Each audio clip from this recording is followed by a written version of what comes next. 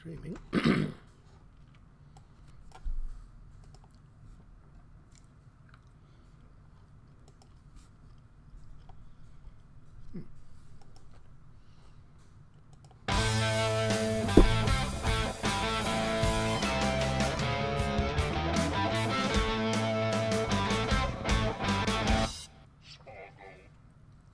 Hello and welcome to another live stream.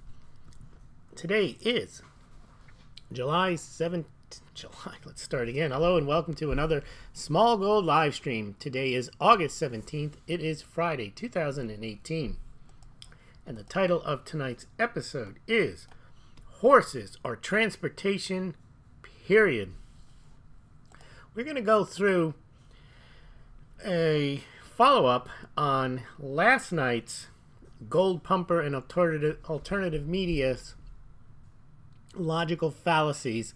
We're going to go through some examples on some cherry-picked facts, and I've got some charts prepared for you so we can take a look at those statements and determine A, whether they're facts, and B, how important those facts are, and do they actually conclude anything. But before we do that, let's take a look at the markets today. Well, we had a rebound in the gold and silver markets. Gold now closing the week at 1184. It opened the day around 1173, and it was pretty much all uphill the rest of the day up to about 1184, closing near the high. Silver also had a good day, opening at around 1457, 1458, and closing also near the high at 1479. Now, neither gold nor silver managed to regain the $15 mark and the $1,200 mark, but clearly they had a decent rebound. Cryptos had an even bigger rebound. The cryptocurrencies today, right now, Bitcoin at nearly 6,600, up about 5% today. Bitcoin Cash over 600, up 15%. Ethereum poked its head well above 300 to 316. Ethereum Classic, which has been recently added to Coinbase, an interesting choice for a fifth coin to be added. Many thought that Ripple would be added, or maybe EOS, but that is up about 8%. And Litecoin bursting above 60 to 61.50, up almost 12%. All right, now let's take a look at the statements that I've prepared for you to go through. Some people last night, when we went through the logical fallacies, were providing me, I think Trace was providing me with some good examples of statements. And a logical fallacy generally requires you to not just make a statement, but to assert that that statement actually concludes something. Hello, Silver Wolverine. Yes, indeed, you are first. I think I'll do a contest tonight. Yes, I'm definitely going to do a contest tonight. And we're going to give away a Smaulgld Classic mug with a Smaulgld Game Changer Eraser. So, remind myself to do that contest later in the program, probably closer to the end. All right. So, last night we were talking about when we look at facts, we don't start with a conclusion. Because if you start with a conclusion, you're going to rationalize your way back to where you want to be. Instead, the way I like to, and you can analyze things however you want, but I'm just giving you how I analyze when I hear a fact. The first question I ask is it indeed a fact? Because if it's not a fact, you might as well just forget it because somebody's making up a story. So, for example, we've been through this example, but I like to use it, is central banks are buying gold. That is all you need to know. And as we've already talked about, nothing is all you need to know. Anyone who says that is not paying too much attention. But the question about central banks buying gold is it a fact? And yes, indeed, it's a fact. And then you ask a series of questions. Which central banks? How much are they buying? And what impact does their buying actually have on the overall gold market? Never just assume that something stands for itself. That's the old Latin, res ipsa loquitur, the thing stands for itself. So when you hear these comments, central banks are buying gold. That is all I need to know. They are essentially saying that there's so much meaning in there that they're asserting that you don't need to know anything else. You just need to know a general statement that central banks are buying gold. That statement, as we've shown, if you go through the facts, we know which central banks are buying gold. Kazakhstan, Turkey, and Russia. We know how much they're buying. Only about 350 tons out of 4,200 tons of total supply each year. We know why they're buying it. They have very poor currencies. We also know that they have their own gold mining production. So when you look at it that way with additional facts, you realize that central banks are buying gold. That is all I need to know. You don't really know much. And it really is not important into, at least from my analysis, is not that important of a fact. Now, it's part of a broader mosaic of facts, but still, in and of itself, it doesn't mean much. Now, let's go to another one. Let's look at the gold-silver ratio. Now, this is one where if you don't know any better, and you just listen to a particular point of view, which starts with the conclusion that the gold-silver ratio is too high, it is unsustainable. There is a natural gold-silver ratio of 16 to 1, or maybe even 9 to 1, and silver is rarer than gold. And therefore, the gold-silver ratio will come down. It'll come down to 16 or 1 or lower. All right, now you've heard that so many times, and of course it sounds good, and you want to believe it. You've got silver, you think this is great. Someone, remember the concept of the argumentum ad verecundiam, which is the argument from authority. Some authority figure is telling you that the gold-silver ratio is too high, and therefore he says so, and now you have argumentum ad populum, you have all the people saying this, and it becomes a fact to you.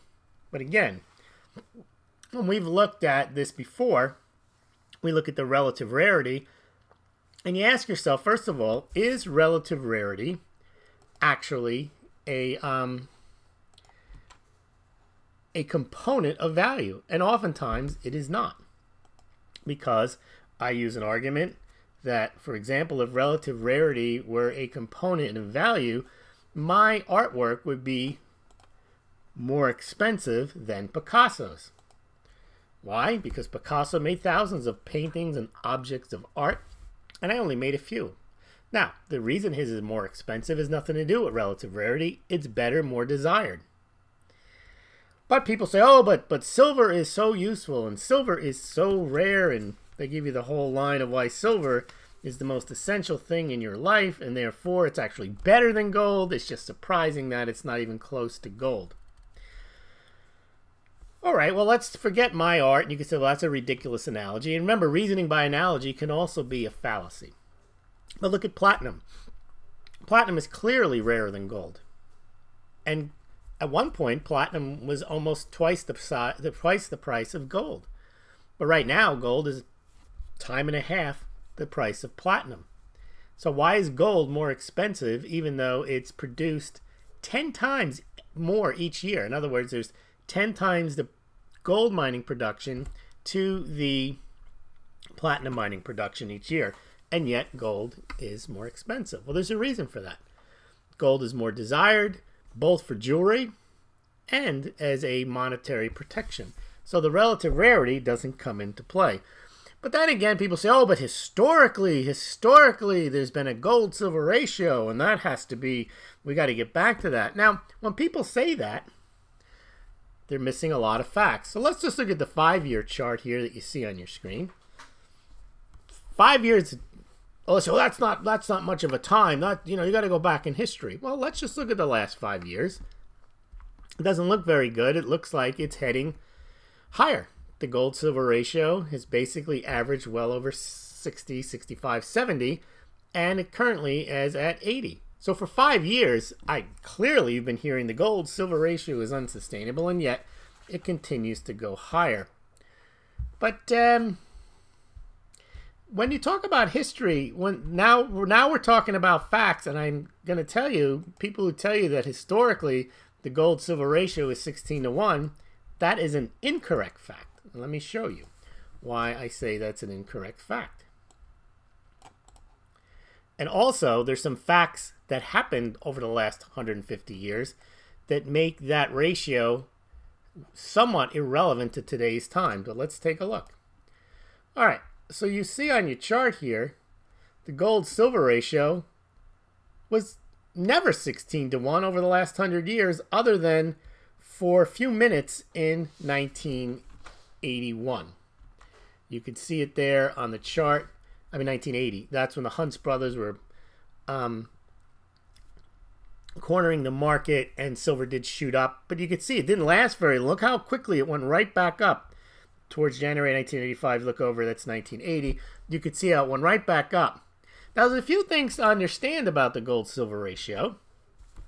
First of all, gold price was set in 1933. In 1934. In 1933, the gold price was $20.67. And then Roosevelt decided he was going to confiscate the gold by Executive Order 6102. And then in January 1934, the Congress passed the Gold Act of 1934. And they set the price of gold at $35. And that price of gold stayed at $35 until 1971. Even when the price of gold was set at $35, we had a gold-silver ratio in the 40s, almost 100 to 1. Which meant silver was free to go higher, and it didn't. Silver, it was set at $30, $35, and never went higher. And look at the period from the 30s. Finally, the reason when the gold-silver ratio closer to 1967 in the 60s went close to 16 to 1 was because for 30 years the price of gold had not been allowed to go higher. It was fixed at $35, and you still didn't get a 16 to 1 gold-silver ratio. If you look at the chart, you can see. Now, when it was 16 to 1, way back, maybe 200 years ago, it was set at 16 to 1 as a result of a lot of political pressure, because Democrats always wanted an inflationary component of the money, and that's why they wanted silver in there. But the free market had not given a gold-silver ratio 16 to 1 for the longest time. And remember, not only was the price of gold set at $35 an ounce, Americans weren't even allowed to buy it. So since the time that Americans have been allowed to buy gold, only for a brief shining moment was the gold-silver ratio anywhere near 16 to 1. You could see that. Ever since Americans have been allowed to buy gold since December 1974, you could see the gold-silver ratio is averaged well above 55-60. So when people push that nonsense, it is really nonsense. There's no historical precedent for it. Now, the reason you could, and we talked about this last night, just because something hasn't happened in the past doesn't mean that it won't happen in the future. And that is totally correct, and you're free to come up with scenarios why the gold-silver ratio may come down. However, the rationale that they give for the gold-silver ratio to come down is that historically it's been lower, but it hasn't. So it's not factual what they're telling you. And there's no reason to believe, or I haven't seen a logical argument, why the gold-silver ratio would go to 16 to 1 other than this bogus historical analysis, or which doesn't exist. If you look at the chart, in the last 100 years, it has not existed.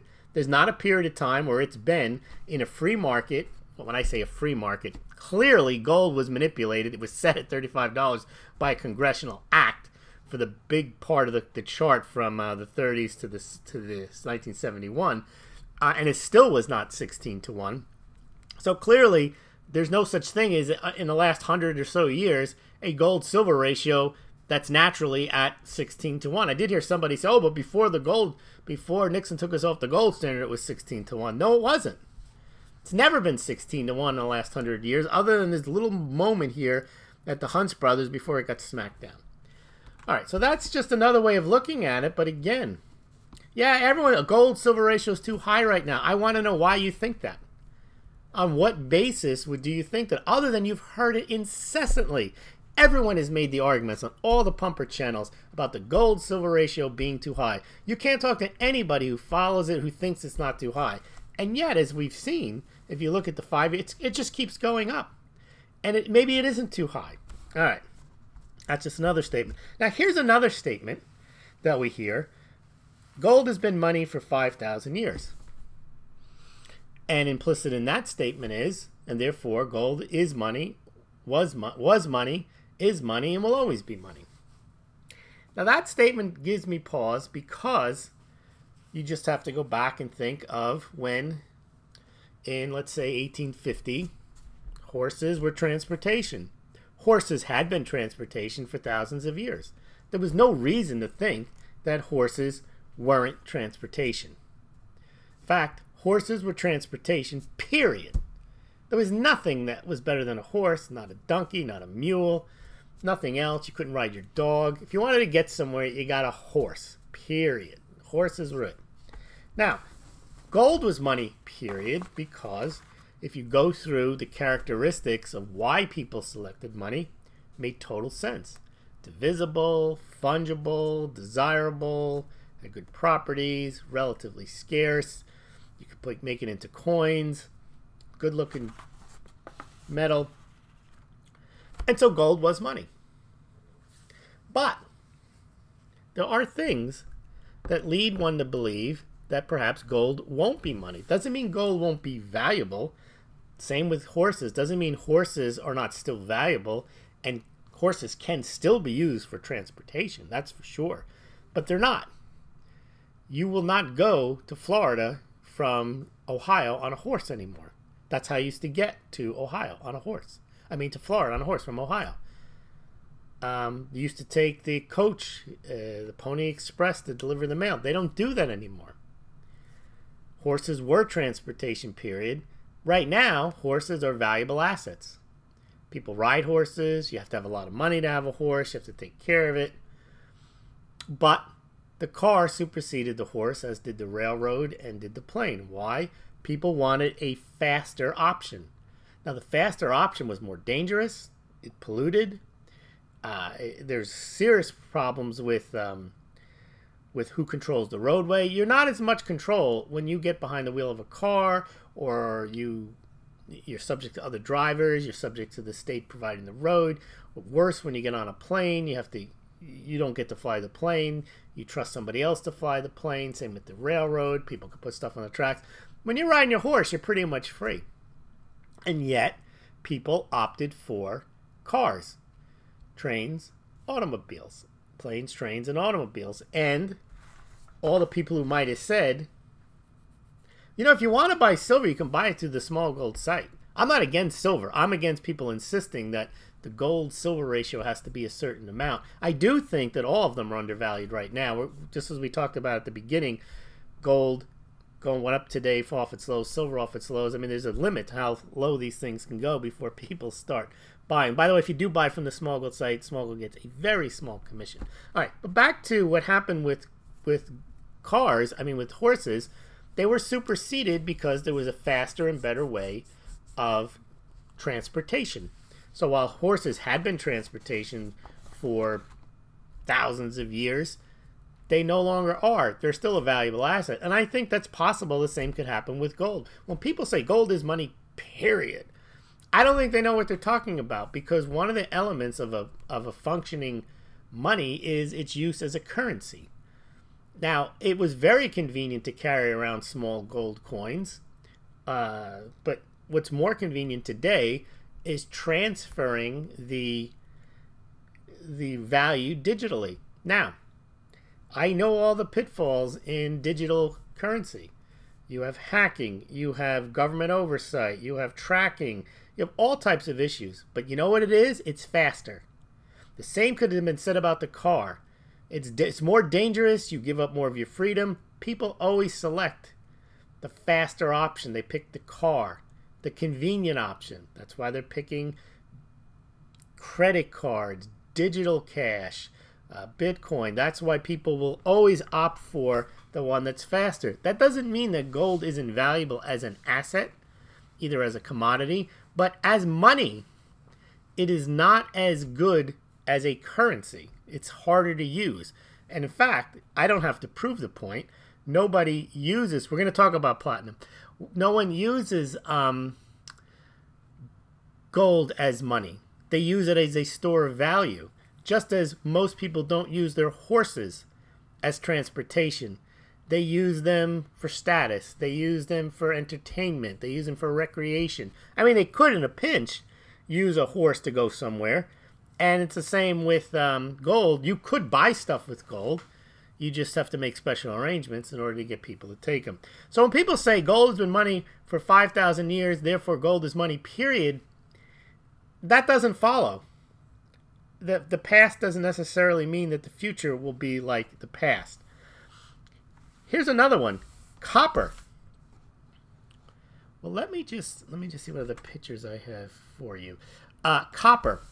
Now, here's one that no one says, but let's pull up here. Okay, copper has been money for 5,000 years. That's a true statement. No one ever talks about copper being money. Copper is very useful. Copper is divisible. Copper conducts electricity. Copper actually helps transport water. Copper is antibacterial. They put it in pillows and other items where you need antibacterial properties. They're finding more uses for copper every day. Now, therefore, copper is undervalued. Is that true? I don't know if copper is undervalued. However, everything I just said about copper, you've heard about silver. And yet, when you make the exact same assertions about silver that I just made about copper, somehow people think, well, then silver's the most valuable, the most undervalued thing ever. Well, copper is pretty much, you can say the same things about copper. You can make bullets out of copper, and you can't make them out of silver, really. Copper still is money. There's copper in your nickels right now, your U.S. nickels. There's copper in other monetary. It's a monetary metal. It is very, very useful. It's divisible. It conducts electricity, and so on. So all of those factors don't seem to be as important to the price of copper as they do to silver. Now you have to ask yourself the question, why? Why is the same set of facts that apply to copper also apply to silver, somehow make you believe that silver is some type of supernatural metal that is destined to, quote, skyrocket? You don't think that about copper. It's just another way you have to, it's because you start with the conclusion that silver is wonderful and you have to buy my silver and silver is great and silver stackers and so on. There are no copper stackers. There are no copper channels on YouTube. But I bet you if I were to start up and maybe 6 or 7 people followed me and we would talk about copper all the time, you probably get the same reaction. People would be stacking copper if it was successful. Now here's one. The cost of production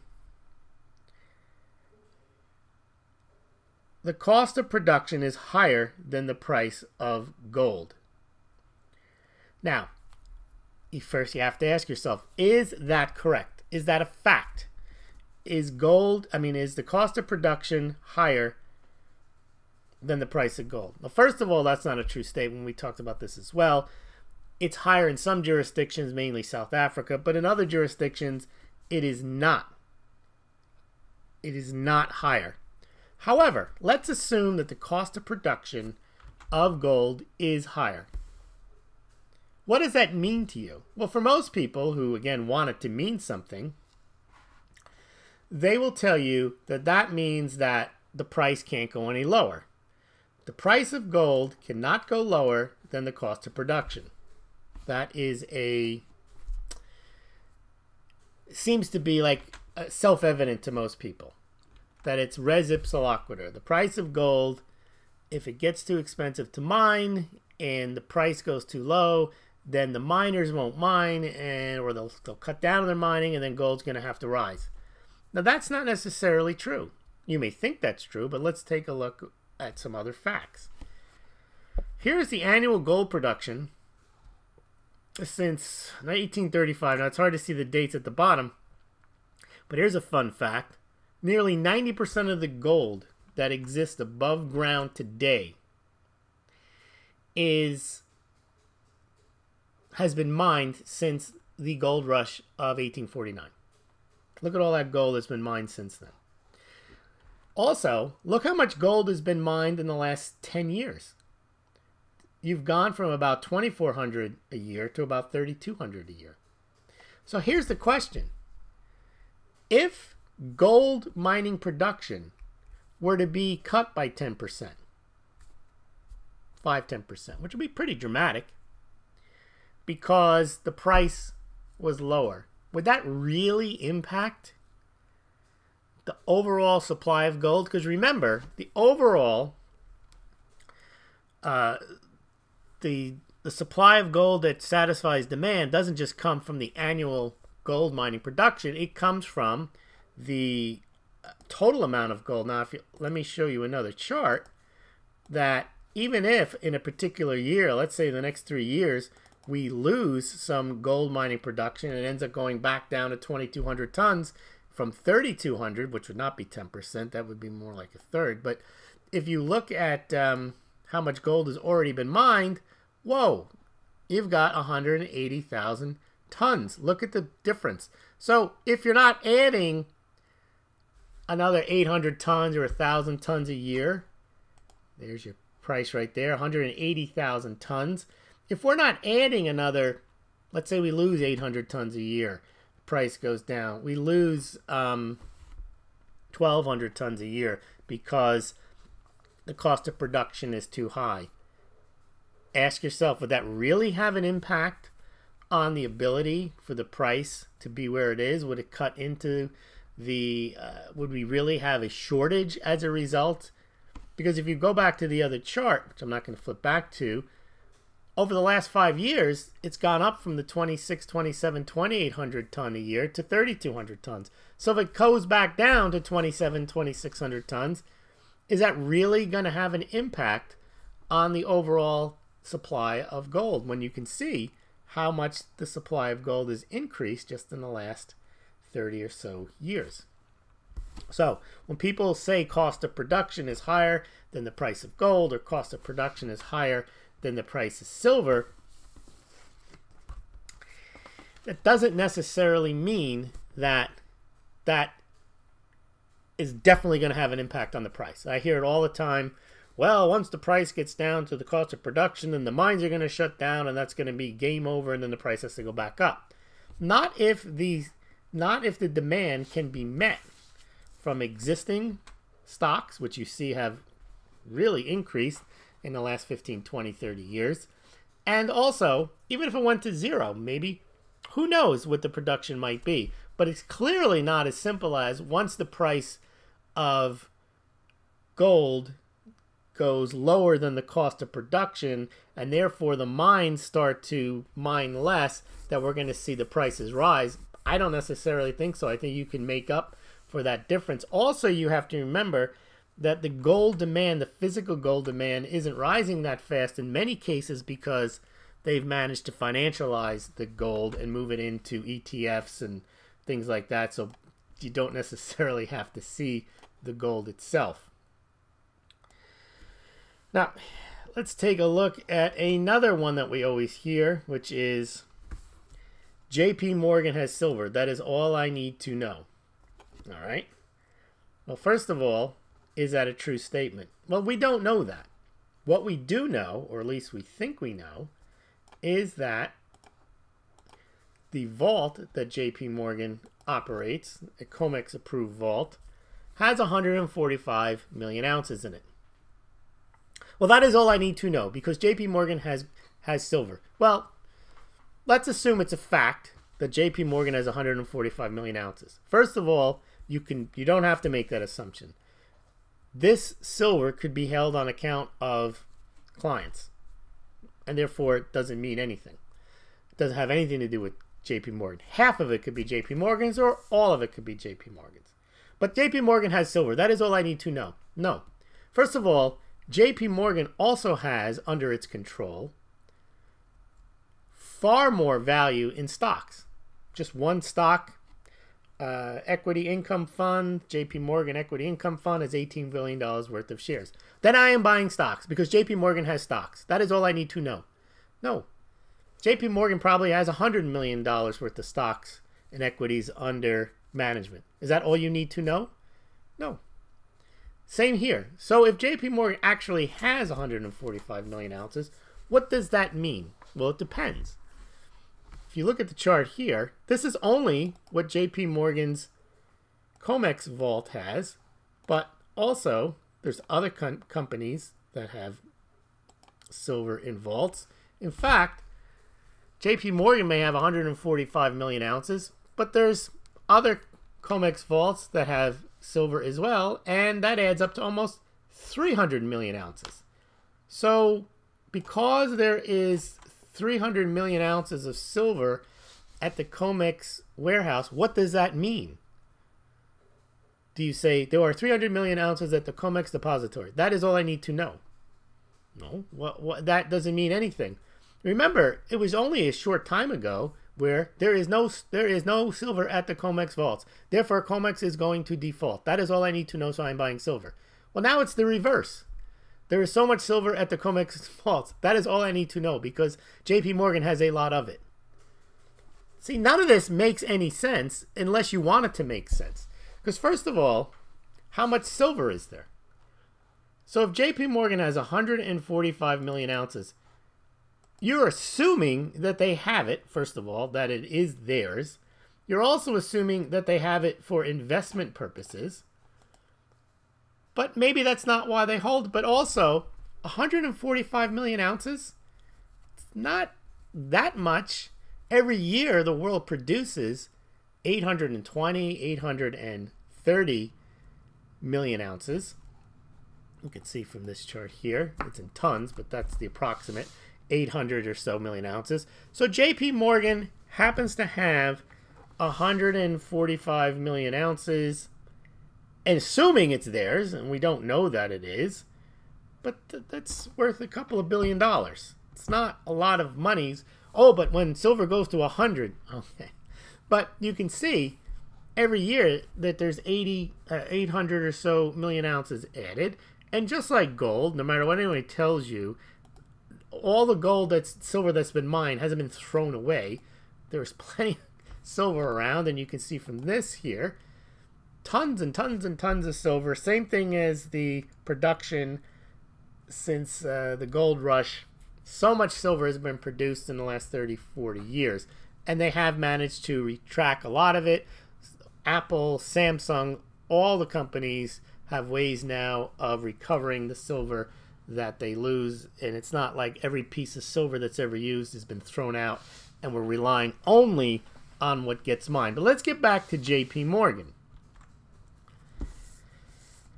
The assumption is JP Morgan has the silver because they know it is coming. No. What if they have it for exactly the reason that everybody complains about is manipulation? They have it as insurance to sell into the market in case the price starts going higher. Did anyone ever think of that? I never heard that one. Everyone thinks that JP Morgan has the silver because they are smart and they are going to sell it into the market when the price goes higher. I don't know about that. You have no way of knowing that. There's nothing to indicate, A, that the silver is even theirs, but there's nothing to indicate why they would have it. What if they have it because, and it would make sense for you to think they would have it to manipulate the market because that's what you accuse them of doing all the time. Anyway, naked shorting. Well, this is insurance against if their naked shorting doesn't work, they can actually, and someone wants to stand for delivery, well, then they have the silver to sell. So it's possible there. So all this, that is all I need to know. It could be exactly the other result that might happen if you think that JP Morgan has silver. They could have it for a reason to actually hose you even more. So you don't know. And as I said, you don't know that the silver is there. And second of all, in the overall scheme of things, it really isn't a lot. It's only a couple of $1 billion. It's only, I say only, 145 million ounces. But they claim there's almost 300 million ounces at other depositories held by other companies. So I'm not that impressed with the fact that, well, then there's the story, well, they have other silver, they bought Silver Eagles. I'm not even going to get into that because, as we talked about the other night, that is argumentum ad ignorantum, because there's no evidence whatsoever, at least in the case of the COMEX vault. They report that that vault is under their control. Same with what's in SLV. There's no evidence, there's nothing to indicate other than speculation that JP Morgan has purchased whatever number of American Silver Eagles or whatever number of Canadian Silver Maple Leafs that someone might say they have. That you cannot say is a fact, that is speculation. All right, do we have any more? No, I think that's about it, but the point is you have to look at each statement and not just draw a conclusion from the statement without looking if there's other facts that you need to look at more. And first question you have to ask is even the question, is even the statement a fact? All right. Let's take a look at the comments. Let's see what we are here. I know Friday night is not as big of a night as most. All right, let's take a look here. I'm going to get to the... All right. Silver Wolverine. Yes, we're going to have to do a contest. We'll do a contest for a mug and a Smaulgld eraser. And if you lose, you can always buy one. I'll leave you go to smaulgld.com or to the Smaulgld store.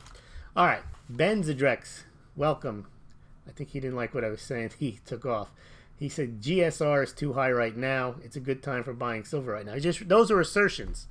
Remember tonight and last night we were talking about making some reasoning why, other than you've heard it before. And then tomorrow I'm going to buy a lot of silver. That is all he needs to know. And gold and silver go to be less expensive than 80 for sure. I don't know why. No one has explained to me, other than those historic arguments, that why the gold-silver ratio should be lower. I can make arguments, that's not proof, why the gold-silver ratio should be even higher. Gold is held by central banks. That puts a floor on the price of gold. Silver doesn't have such a floor. Gold, that means, has some monetary value that silver doesn't have. That's just one fact, but there's many facts, and I've gone through this. I'm not going to go through them all today, but there's many facts that you can argue why the gold-silver ratio go higher. But again, in this community, it seems everyone thinks that the gold-silver ratio is too high. They're convinced of this historical, mythical time when it was 16 to 1, 9 to 1, and it's all based on relative rarity, and silver is so valuable. Why isn't copper more expensive? Copper has many of the same attributes as silver, and I'm sure you can give me reasons. But that doesn't mean that silver is also equally valuable. Okay, what do you think about platinum? Well, he's not here, so we're not going to talk about platinum. Gold is better than Bitcoin. Again, an assertion. I could agree with it or disagree with it, but that's just an assertion. In Europe, excluding Great Britain, horses are used for food. Okay, but that has nothing to do with what we're talking about. Great Britain culture is very typical.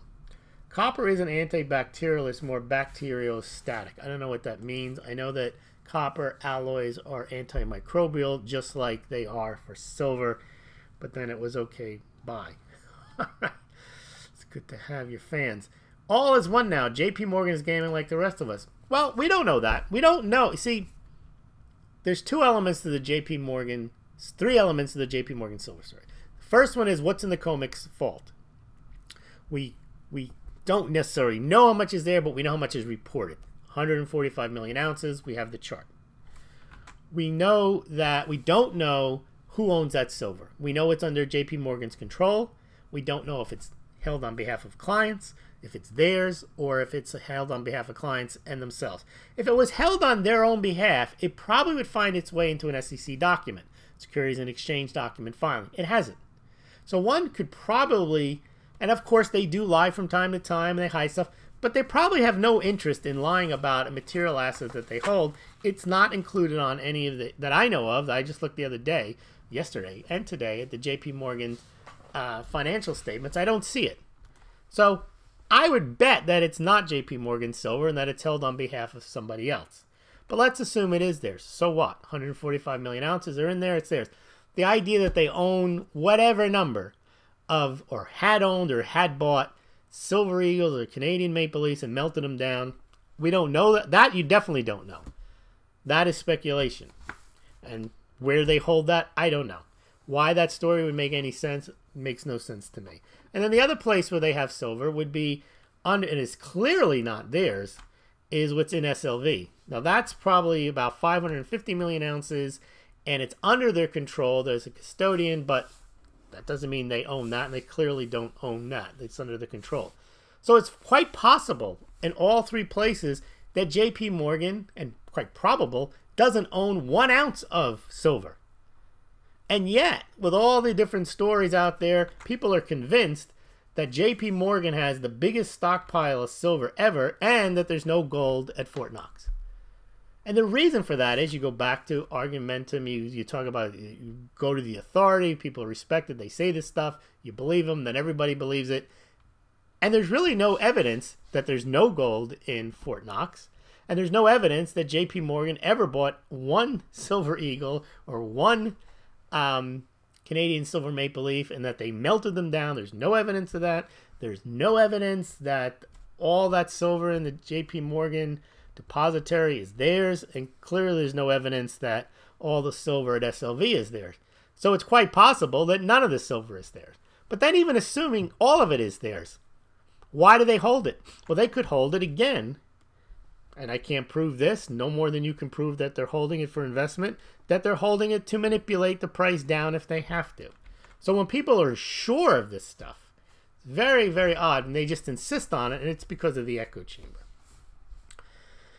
Anita, very few here tonight. There's something on TV. It's just because it's Friday night. No, there's 20 people here. I mean, it's about half, but it is Friday night. People do other things on Friday night, but I did say I would do it every night for those people who want to have some analysis of the gold, silver markets or whatever else might be in the news. And so here we are.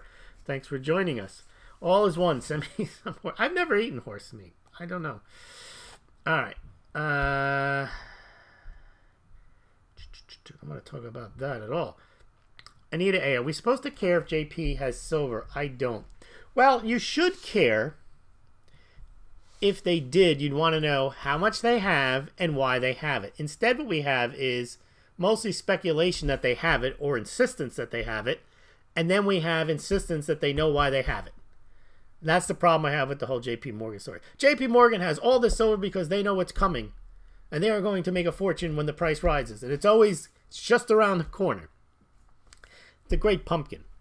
I actually, if I had a bet, and I can't prove it, they don't own 1 ounce neither in the COMEX depository, neither in SLV, and they'd never bought any silver eagles, and they never bought any Canadian gold maple leafs, silver maple leafs, and they never melted them down, and that JP Morgan has no interest whatsoever in the physical silver market. That's my guess. And we've been hearing it for so long. None of it makes any sense to me. All is one now. It's also speculation when they say there's no gold in Fort Knox. That is correct. It's hard for me to prove that there is, but it's also hard for people to prove that there isn't, and yet people insist, almost as if they're woke and they know there's no gold in Fort Knox. And almost they know that JP Morgan has silver. They don't. Morgan, cup to crap. Uh-oh. Be as objective as you like. After 1,100 years on this farm, I'll tell you, yes, that is all you have to know in the long run, gold, silver, and land. I don't know. Is that true? There's downsides to holding any asset. The problem with land is you have to pay tax on it unless it's producing revenue for you. It is a albatross. So it has to be a rent-producing piece of land or a food-producing piece of land. Otherwise, you just own it. And you have to pay tax and maintenance. The same with gold and silver. If they're not producing anything, there's a cost of storage, cost of insurance. They're not doing anything for you. I'm not against holding assets, but when you say that's all you have to know in the long run, no. Actually, having an income-generating skill is the most important thing you can have, and having assets stored certainly is. Anita, a sorry comments here, Smaulgld. I don't get you, Anita. Sorry comments here, Smaulgld. I guess don't like the comments? I don't know. Full name. What about the ESMA changes? Now Europeans can't buy SVL. I'm unaware of that. Oh, I didn't know that. And they can't buy other US ETFs. I haven't researched that. That's interesting. I know Europe has some nutty laws, especially with respect to the internet, with all that privacy. You go to a website and you have to tell them 10 different ways whether they what I don't know. I didn't hear about that. I don't know if Europeans are big buyers of American ETFs. I know that like the Swiss National Bank, from when I looked at their portfolio, their NASDAQ and other stocks, they don't have ETFs. So I don't know if just because they don't buy ETFs or... But ETFs are huge business. They do take...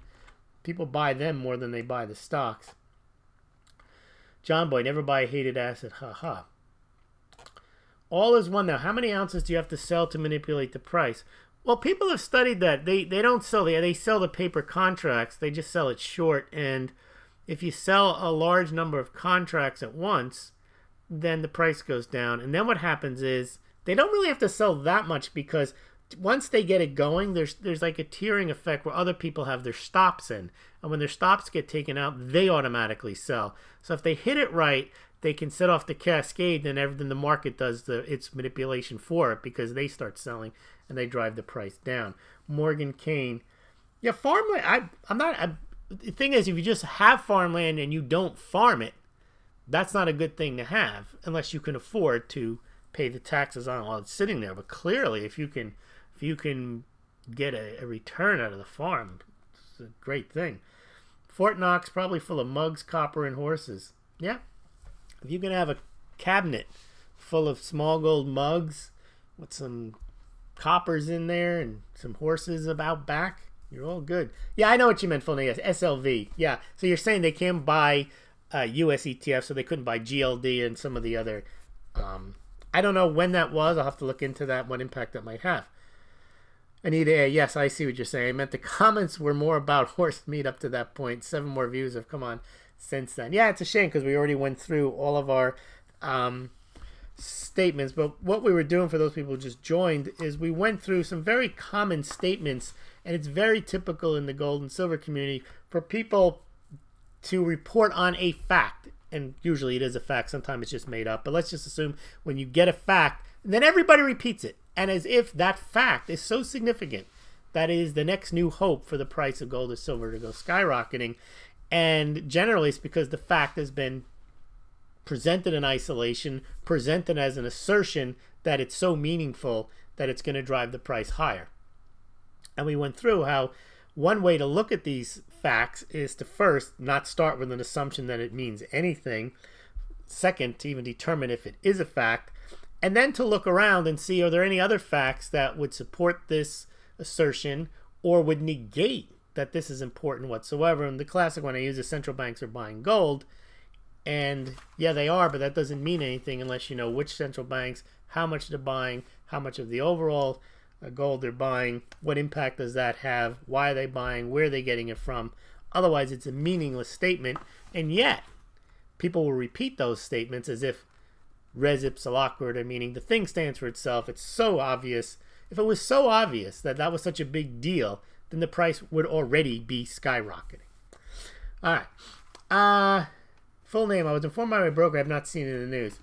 Are you European and that's why you were told this? It is an important... See, this is if this is a fact, which I can see how it could be, you'd have to really think about why would it matter, and would it matter to equities in general? Would it matter to just the gold and silver market? Or would that demand in Europe just be satisfied elsewhere? My guess would be, if they couldn't buy SLV, there are... In fact, I have charts. I'm not going to pull them up now, but on the Smaulgld site, I have charts of all these. There's not just SLV and GLD. There's plenty of ETFs in Europe. Plenty of they're not called ETFs. They're called something else. But so I don't know if that would have a major impact. American Super Tramp, one contract rights, 5,000 units. Yes, but well, I guess what all is one now was asking is how many of those do they have to dump on the market? I've never studied that. What's his name? Craig Hemke, Turd Ferguson. He actually studies that stuff. And he could tell you on what day how many contracts were dumped, and he can almost predict when they're going to do it. He looks at the charts. I'm wondering if maybe I'll shoot him a Twitter message and ask him what the average size of a dump is to drive down silver and gold. I think I saw somewhere they're saying it takes more now to get it to go down. But again, once you hit the sweet spot, you do it when trading is thin, and then you sell a certain amount, and then even if people are asleep, I think their stops get taken out. So I don't really follow that mechanic. If you're interested in that, what's the name of this? Turd Ferguson. He has a full site on that. Follow him on Twitter. He covers that. The CO, the Commitment of Traders report. Yeah. All right. I do have, and I can publish, but from Nick Laird, if you're interested, at Gold Charts or Us, if you want to do your own research for a pretty decent fee a year, I think it's $200, maybe it's $180 a year.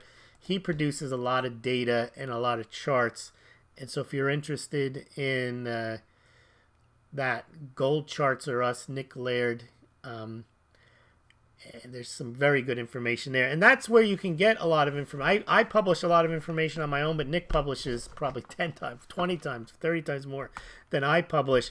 But that's why it's important to look at other data other than just a sentence of a fact that you get in isolation and you're supposed to be excited about when you don't know how it fits into the broader data set.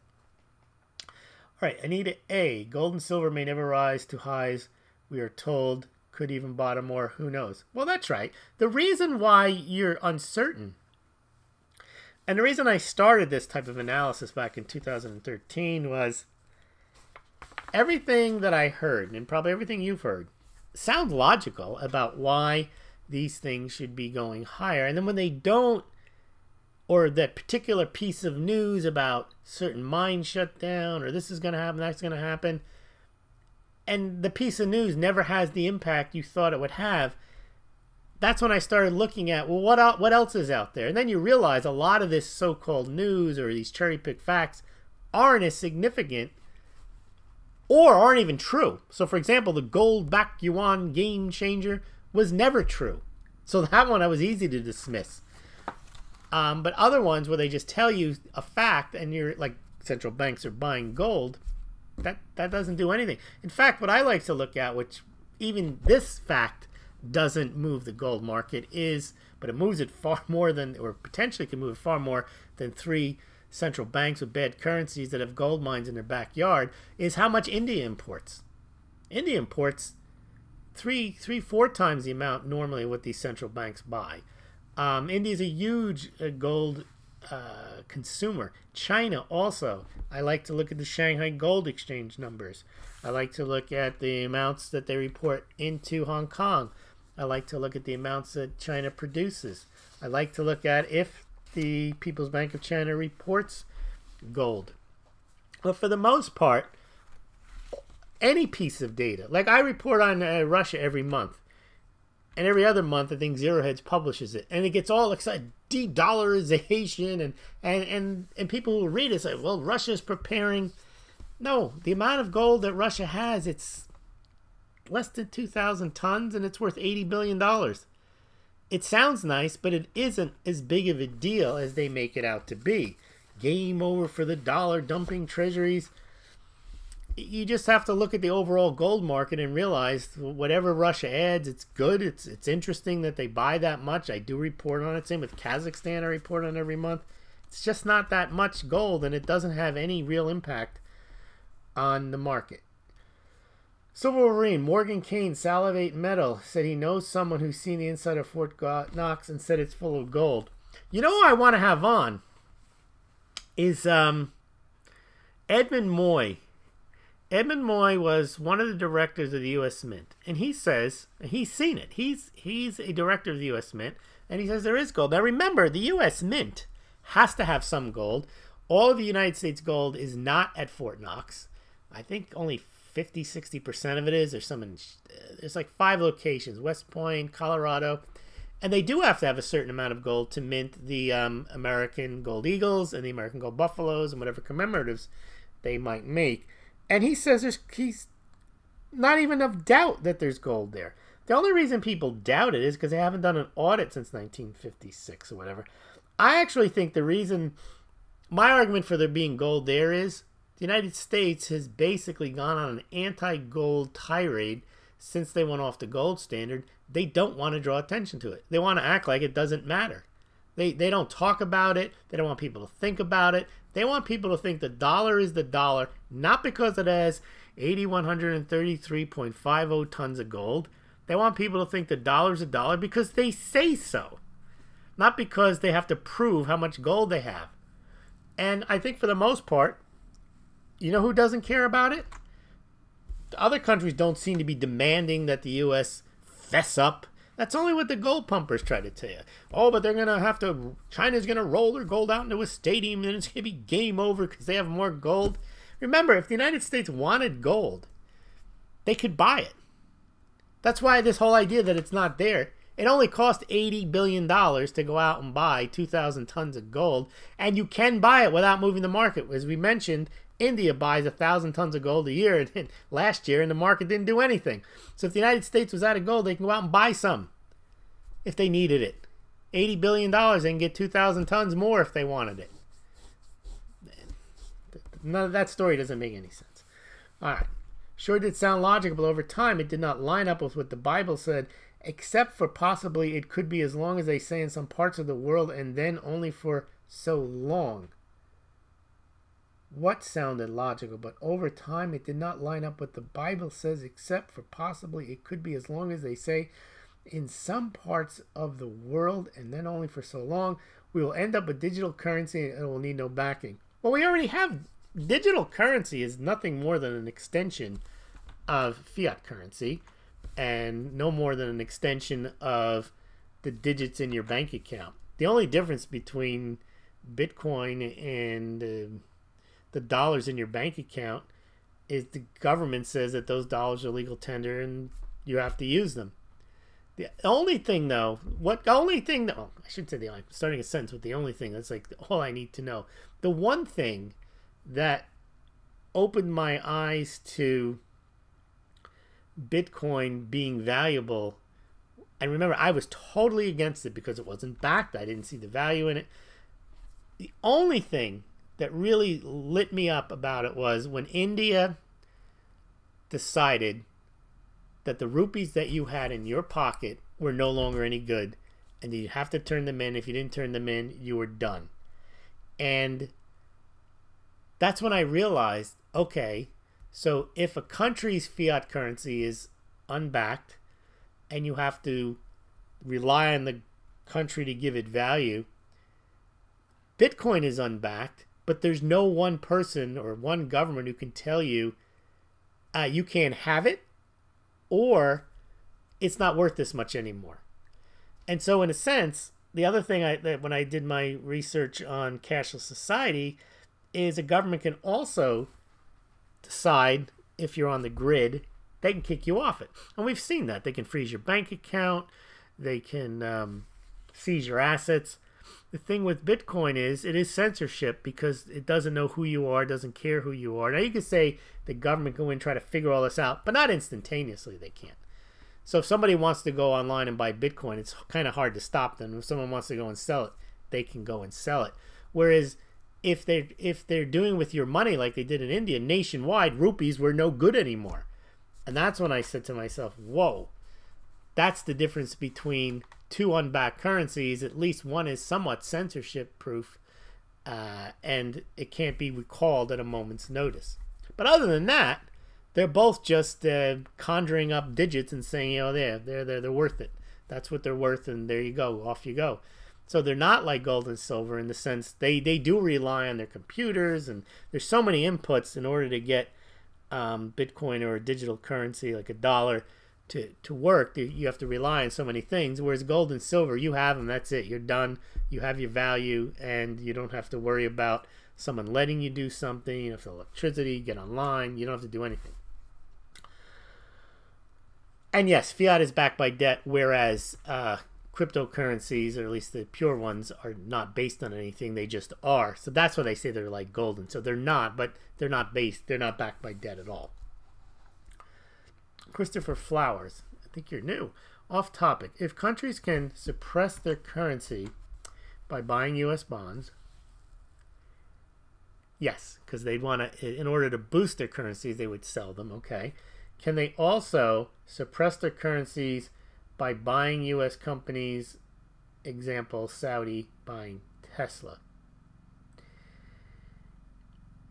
No.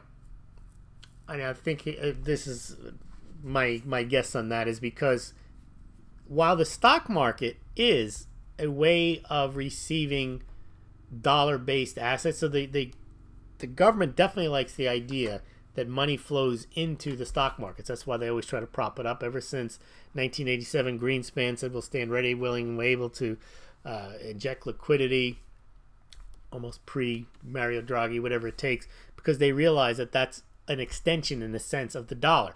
The most important thing the United States has is the dollar, the bond market, and then the stock market, because they want foreign capital.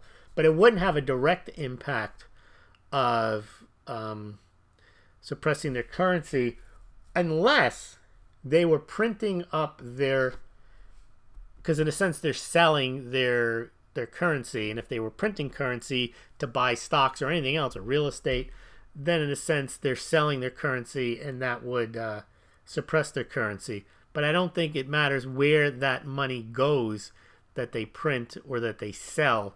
And if they sell to buy U.S. stocks, I guess it would suppress their currency. And I guess what you're asking is, it's probably better to buy U.S. companies than to buy some bonds that could default. Although I wouldn't buy Tesla, but that's a different story. Anita A. It will come about that you cannot buy or sell outside the digital biometric currency. Yes, and that was my point. The difference between a government-run digital unbacked currency and a privately issued or just invented like Bitcoin. Who knows? Everyone has the theory and everyone insists they know, but assuming that it's just there, because that's what it is. It is just there right now. There's no one running Bitcoin. The difference there is that you can't be booted off that system, whereas you can be clearly booted off the dollar system. And we see it both for individuals and we see it with the SWIFT system. You can get booted out of the SWIFT system, and now you're relegated to barter or whatever else. Now the Chinese have the CISPA, they have their own system, but it's not widely used. But cryptocurrencies and the Bitcoin, Litecoin, Monero, I don't know, Ethereum, all those ones, they can be traded without any permission. Now you could say that they can make them illegal, but there's the same when they banned gold. You can make it illegal, but you have to enforce that, and people can still get around that. But if you're booted off the SWIFT system, you can't trade on the SWIFT system. It's not like, well, I'll just go around that and I'll still trade on it. Whereas if you're told you can't use Bitcoin in international commerce, they could still use it. Same with gold. They can say you can't use gold, you have to use the dollar. And in order to enforce that, you have to go to war, which is different than just booting you off the SWIFT system. Now you can't use it. So there is a difference in enforcement. Anita A. This will not be the same we have today. Today we still have options. Yes. Oh, by the way, you know, Sweden realized they're a big cashless society. They realize they don't ever want to go fully cashless because they're worried if they're ever invaded by Russia, they say, that if someone takes control over your digital bank, let's say they take over the Riksbank, the Swedish National Bank, and the Swedish National Bank has they're the digital issuer of the currency, and Russia takes it over, well, now there can be no resistance because people won't have cash to work around and do their own thing, and you have no way of conducting commerce for the resistance because you wouldn't have any money, you wouldn't have any physical specie, you wouldn't have any currency because they would be all digital, and the Russians would be holding the button at the Swedish Riksbank. So that's a good sign that they realize it's also in their interest not to completely eliminate cash. Supertramp, who developed Bitcoin? I have no idea. That's a long discussion, and this gets in a lot of people arguing over what it is and who created it. India is a test case of what's coming, I would agree. Sooner or later, we may be all booted off programs like this. Well, think about it. I mean, they boot you off of social media. I mean, they can boot you off of, we talked about this the other day, the dictation of moral and economic value. They tell you what to think, and, you know, the large corporations or the governments, and they also tell you what's valuable. I'm still fascinated that somehow Tesla's worth whatever it is. I mean, the CEO's having a meltdown. They have no profits. Cars seem to have a lot of problems. And yet the thing is still worth 60 some odd billion dollars. Well, we've been at this quite too long, I think, but I hope you enjoyed tonight. Oh, if you want to win the prize, let's do the contest. This is going to be for a Smaulgld classic mug. Let me show you which one you're going to be winning. If you do win, let me pull it up. And a Smaulgld game changer eraser. So you're going to win if you can answer this question. Let me show you what you're going to win. Okay. This is the Smaulgld classic mug. There you go. That is the prize. Get your mind ready. And here is the other prize you will win. You're going to win a Smaulgld game changer eraser. Let's take a look at that. And then I'm going to give you the question. And the first person to answer the question in the right-hand column in the chat bar, you will win. And I will ship it out tomorrow for you. Also, I have some mugs to ship out tomorrow, so if you want to order a mug, if you don't have the right answer and you don't win, I will ship your mug out tomorrow. And there's the game changer eraser. All right. Now this one might be easy. So remember, it's the first person to answer the question. And I'm just going to give you a time. Now the other thing I'm going to tell you, I'm going to give you a hint. All of the questions come from Smaulgld, either the website or a Smaulgld, what's the word? A Smaulgld live stream. All right, here is the question. I heard after last night from people who were complaining. They say you were very harsh on the alternative media. You were very harsh on the gold pumpers.